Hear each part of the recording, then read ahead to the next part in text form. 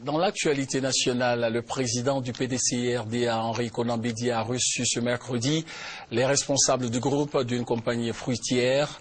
Les échanges ont porté en grande partie sur les mécanismes à mettre en place pour une aide aux producteurs de la filière banane. Thérèse Tapeyobol.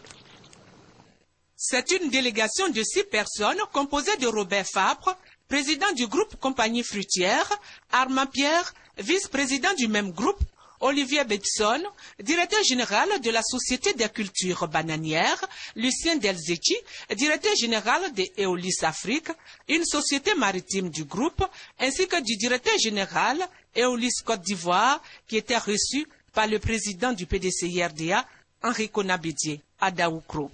Le secrétaire général du PDCI-RDA, Alphonse Guégué Madi, a assisté à cette audience.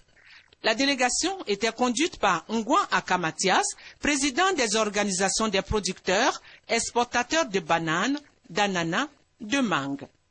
La délégation a échangé avec le président Bédié sur les mécanismes à mettre en place pour bénéficier du soutien de l'Union européenne dans un contexte de concurrence. Nous sommes venus demander le soutien des autorités de la République de Côte d'Ivoire à un moment où l'Union européenne va mettre en place des moyens d'aide à la production et au développement de la production de bananes en Côte d'Ivoire.